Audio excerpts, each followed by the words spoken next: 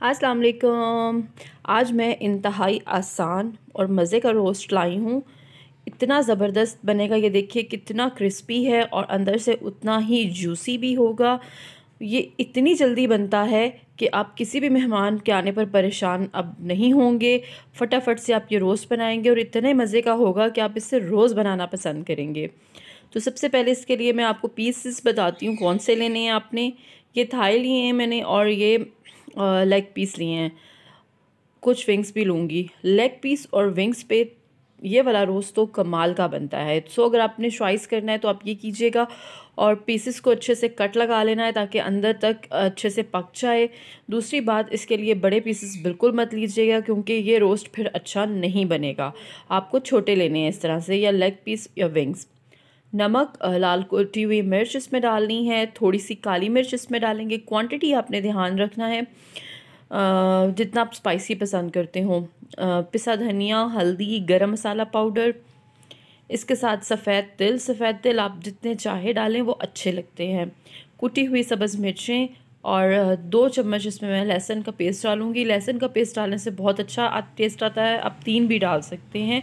और थोड़ा सा हरा धनिया, इस हरा धनिया का बहुत अलग सा मज़े का टेस्ट आएगा। और नींबू, 2 से 3 नींबू मैंने इसमें निचोड़ दिए हैं। अच्छा, अब इन सब चीज़ों को डालने के बाद अंडा, ये 1 अंडा मैंने फेंट के रखा हुआ था, ये सारा नहीं डालना। ये देखिए हाफ़ डाला है, हाफ़ मैंने बचा दिया है। और तकरीबन 4 से 5 चम्मच जो हैं वो कॉर्नफ्लोर इसमें डालना है। और उसके बाद इसे हाथों से अच्छे से मिक्स करना है, चम्मच से मिक्स मत कीजिएगा ताकि हर पीस पर इक्वली हर चीज़ लग जाए। अगर आपको मेरी ये रेसिपी अच्छी लगे तो कमेंट्स करके मुझे सपोर्ट ज़रूर कीजिएगा। इसके अलावा अगर आप नए हैं तो मेरे चैनल को सब्सक्राइब ज़रूर कीजिएगा। सब चीज़ें अच्छे से लग गई। अब एक चीज़ है एंड पे, रेड फूड कलर इसमें डाल रही हूँ। इससे ये होगा कि जब आप रोज़ को फ्राई करेंगे ना तो उसका जो कलर आएगा वो बहुत ज़्यादा मज़े का आएगा।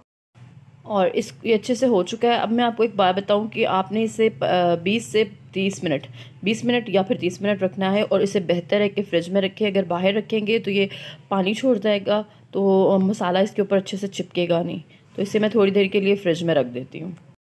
ये देखिए, आप 20 मिनट भी रख सकते हैं पर मैंने 30 मिनट बाद इसे निकाला है। और अब इसे मैं करूँगी अच्छे से फ्राई। अगर आपके पास कम टाइम है, आप 20 मिनट बाद भी इसे फ्राई कर सकते हैं। अंदर तक अच्छे से हर मसाला आप देखेंगे कि वो रच चुका है। और इसको फ्राई करने का एक तरीका है, पहले ऑयल को अच्छे से गर्म करना है हाई फ्लेम पे, यानी कि।